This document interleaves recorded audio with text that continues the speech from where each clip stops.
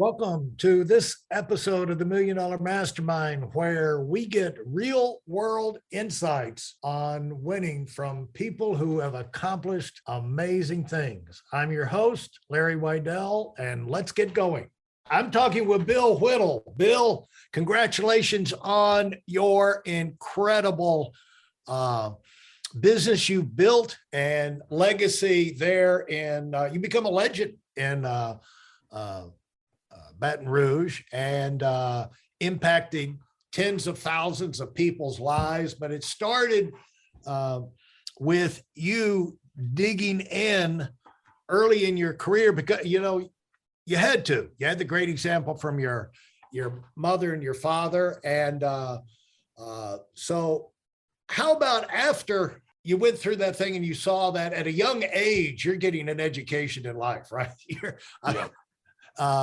How does your dad at 11 years old, I'm trying to remember if my dad ever said anything to me memorable ever. Let's see. Really no. And so, but he had the example of hard work and industriousness and this, that, and the other, but no life lessons. Of course, he grew up an orphan, so I guess he didn't feel like he was an oracle on giving wisdom to the young son. But your dad did do that. How did he die, by the way? He was driving the forklift. It flipped, broke his neck, crushed him and his skull, and he died on the spot. So it was a sudden thing. Yeah. And there must have been something in him that where he knew he needed to pass on a lot of stuff to you early on, because that's really unusual. Yeah, I really think because, anytime you have a lack of formal education, you don't really know the importance a lot of times of what you're passing on. I just think that was who my dad really was. I saw him, he worked nonstop. Why? To provide for us kids. And I've taken on that same aspect of my life. No matter what it took to provide for my family, I was willing to do that. If it meant working hard, staying up at nighttime, work on the weekends, sacrificing, going back, and it didn't matter if that's what it did. And that's what served me very well in my athletic career. Whatever it took to be that, I was going to do it. But in my family, there were no excuses. Oh my God, you made no excuses whatsoever, because if you wanted some, for a good example, Larry, was right before my father got killed, I wanted this go-kart. I was like 10 years old. I remember it like yesterday. And I really wanted this go-kart, and I was talking to him, and he knew I wanted something, but I knew not to ask my dad for something if I wasn't willing to give something for it. And, right. And he said, never mistake what you want for the price you're willing to pay. You're not going to be a thief. You're not going to be a gambler. You're going to be a champion. You're going to pay the price if you want it. If you don't want it, shut up and don't talk about it. But if you want it, I can show you how to get it. So I wanted this go-kart. And he said, okay, well, here's the deal. He said, you can have the go-kart. I thought that meant he was going to give me the money. I should have known that by knowing my dad. Didn't mean he was going to give me the money, but he was going to give me a way to get the money to get the golf cart. So the money, I didn't have the money, but I wanted the go-kart. Okay, so now how can I do that? Said, okay, you can use our lawnmower. You know how to cut the grass? I'll pay for the gas. You go knock on the doors, ask people to cut their grass. You'll get some money and you'll get the go-kart. And I said, okay, well, what about if I need more? He said, then go rake people's yards, get the rocks out of the driveway before you cut their grass so you don't bust their windows. So I said, okay, can I use your rake? He said, yeah, here's a rake. Go use my rake. He said, then look at the driveways. In front of their driveways, there's dirt and stuff there from the snow had got in the street. Go rake sweep the driveway. The driveways and the streets, because everybody had gravel driveways. He said, rake that, you'll get some more money. Well, you know what the point is? I got enough money, but before I did that, I said, Dad, the problem is I'm also in a position to make the all-star team and the little baseball team I was playing on. And I said, I want to make that baseball team. He said, no problem. Then give up on the fact you want that go-kart and make the baseball team. He said, I said, Dad, I want both. I don't need either or. He said, you got a problem. I didn't give you a solution. You got to double down and start working your butt off all day long. When you're not practicing baseball, get your butt out there, cut the grass, rake the driveways, sweep the streets. And he said, then get your butt out there and practice baseball. At the end of the day, Larry, I got that go-kart, but I made that all-star team. You can do both. You don't have to do either or. And I learned that principle from my dad without him ever telling me that was a principle of life, but that is the principle of life. T.R. Becker, one of the great authors in the world, he teaches that. It's neither either or, it's both. And I learned that from my dad. And as you came up in life, I mean, you were pretty much equipped to deal with, you got the education that was, people talk about, parents talk about educating their kids and how important it is. And they fight over this and fight over that, all the intellectual things, which is important. Right. But then they'll go out there and they'll raise, like, no offense, Harvard, Yale, Princeton, but you got a bunch, even Alan Dershowitz says he wrote a book. He said, they're like herds of sheep going around. They don't know their identity. He said, totally weak. He said, oceans of kids hit those universities with beyond straight A's. You have to have straight A's before they'll even take the application. Then you have to have the extras to get in. But he said, no backbone, no spine, no life experience, no overcoming type thing, life experiences, totally unequipped. And all they're equipped is to accumulate more knowledge. And the thing is that much less the spiritual side. There's one thing about dealing with normal life problems, but it's another thing to have a spiritual foundation. They'll say, like, okay, we'll solve that. We'll teach an ethics class. We'll put ethics, an ethics class every year for 4 years. So that'll make them not cut corners and cheat and steal when they get into business. No, it won't. No, an ethics course, it's not that they don't know what's right. They just don't understand how life works and rewards people with character, and that people can see through phonies, and that if you're going to have a solid foundation. It's just the one parable in the New Testament about the man that built the house on shifting sand, the storm came and it blew down. I mean, something like that never dawned on them. And so you got an education, your parents, people that are out there saying, I want to send my kids to the private school and this, that, the other, I can't afford it and everything. And I understand it. I mean, every one of my nieces, nephews, and great nieces and nephews are dealing with that and stressing. And that's great. That's important. But these lessons, you can teach them yourself. And, but you got to know, you got to learn them from somewhere. And I think with my own father, Bill, he learned industriousness from watching his father work and everything. But he was, in essence, he was more or less an orphan, and he grew up living at different relatives' place. The original family got a divorce. The new wife didn't like the first son because he wasn't his. And so he had to live in any relative. So he was like a vagabond, and he didn't, the one thing, he was food, shelter, clothing.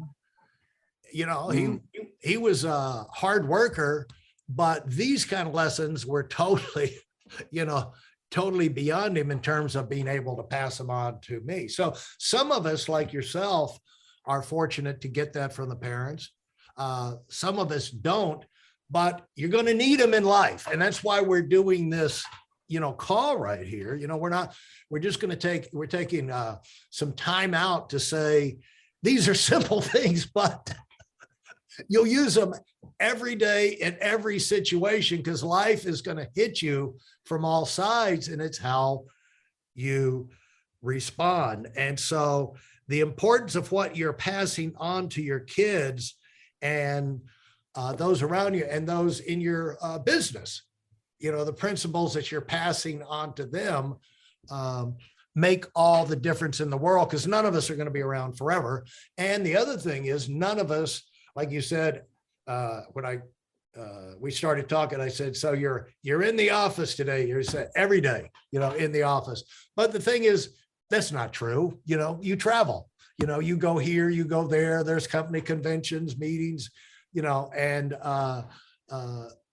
there's always going to be times where we're not around, and the success of our families, our companies, our kids are all have to do with how people behave when we're not there. So what you pass on is absolutely a key. And how did you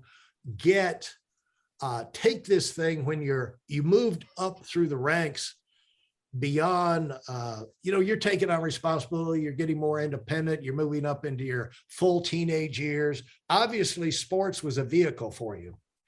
Mm. You said you got a 9-year-old right now that's probably taller than me, grandson. How tall were you? How quick did it become obvious to you you're probably going to be a ball player? Well, I was probably what I call a late bloomer. Not probably, I definitely was. But, one thing you just said there about being in the office every day, the Bible also says pray without ceasing. That doesn't mean you're praying 24 hours a day, 7 days a week, every second. That is not the case. It just means you make that as habitual as you possibly can. So it's a consistent thing. Like my people around my office here, I got a beautiful office complex and all that kind of stuff. And my people know this door is open all the time. Yet when the cleanup people in the office complex comes in here, they lock that door. So it's not open all the time. The concept is it's an open door policy. There's no pecking order. You don't have to worry about, well, I'm in Bill's business, but I'm way down here. He's way up there. No, I'm open, I'm there. Same thing with the office. I'm here every day. I'm making the consistent thing. And you also brought up a thing a while ago about the sheep. You're right. People are like sheep, but that's where they're looking for leaders like a shepherd. And the problem is nobody wants to be a shepherd, because you have to work with the sheep, and you get sheep dung on your feet all the time. Well, then that's what leadership is. You got to walk among the people if you're going to be a leader of the people, in my personal opinion. Now, going back to what you said, when I look at hard work, okay, I learned that from sports. I learned in a lot of things where I was out hunting. My dad would say, when all these other guys, because once again, him dying when my dad was 33 when he died. I was 11, but before then, I started hunting out in the fields with my dad, whether it's rabbit hunting, squirrel hunting, pheasant, whatever it is. And I remember, I know my dad loved me, but I'm thinking sometime, wait a minute now, he'd be out there smoking cigarettes, drinking wine. We'd be out hunting with a full loaded shotgun. I'm thinking, I'm not sure if he did, and all these other men. But I remember him telling me, now, Bill, son, he never called me Bill, son, you go stand over here. And when you hear that dog start barking, you go start kicking the bushes and start trying to kick up the bushes, kick up the fence rows, because a rabbit's going to be there. And he said, but you keep listening for that rabbit dog. When you hear the dog's voice getting less loud, that means they're chasing the rabbit. When you hear it started getting louder, they're circling that rabbit right back to the same spot where they jumped it up. You get your butt back over there, get ready to shoot, and you're going to get that rabbit. Then I realized that he was teaching me a very simple principle, that don't stop working when everybody else stops working. And I developed that mindset through hunting, through the discipline of my father. I don't really think he was knowing what he was teaching me, but that's how I brought into those same concepts when everybody else was just doing the easy thing, waiting for the dog to bring the rabbit back around. I was out there kicking the bush. What that means, I was actively involved. I was improving my skills, but I was in motion, and a body in motion tends to stay in motion.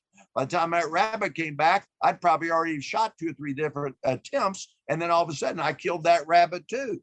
Well, the same thing in sports. So early on, I wasn't that good. I wasn't that tall. I wasn't that talented. But as I started getting in the 5th grade and then the 6th grade, I started growing. That's the time my dad died. I had developed those habits, but that's also the time that other coaches came into my life, basketball coaches, baseball coach, football, this, that, and other.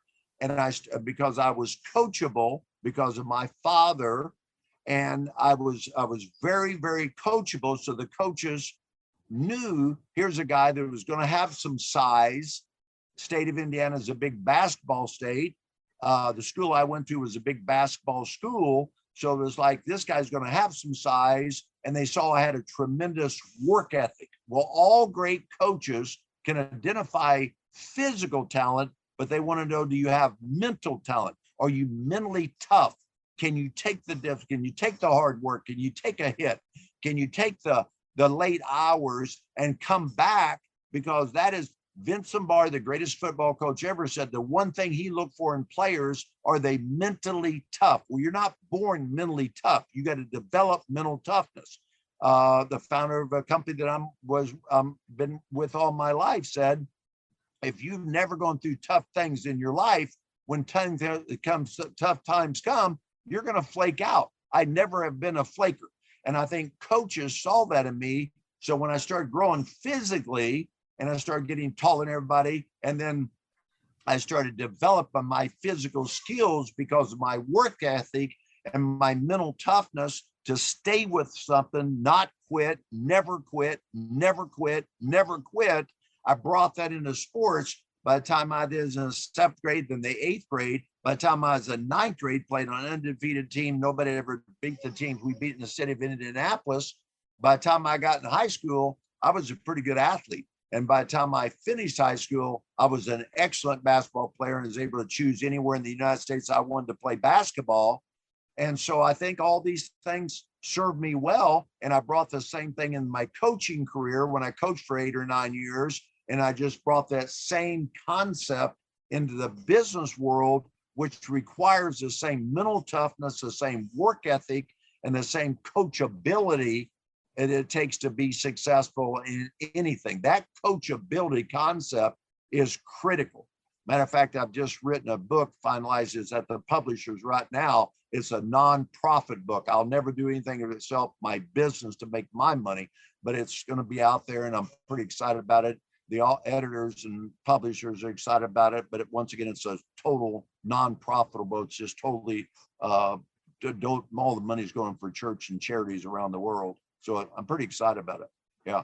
I can't wait to get in and talk about that thing. That's what you just went through right there, is a perfect nugget capsule of 2 or 3 minutes that people need to listen to over and over and over to get it in their head. If there's anything about that they didn't understand, they need to go and replay that. And by the way, that person you were talking about, I won't get into the names, and Right. his wife, he just turned 80 and Right. On Tuesday, and I had lunch with him on Tuesday, and he's had surgery in his back recently. I mean, he's had like 15 surgeries, and 17, and normal health problems. You have success in life and business and this, that, and the other. You still have to go through the health things. But Bill, here's the thing. That sucker had walked. He must have walked that morning. We had lunch at 1:00. He must have walked. He showed me where he walked. I don't know how far is it, probably 10 miles.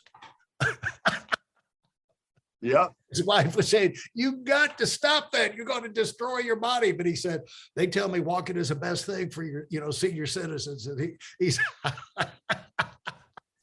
he just had back surgery. He's out there walking 10 miles in the morning.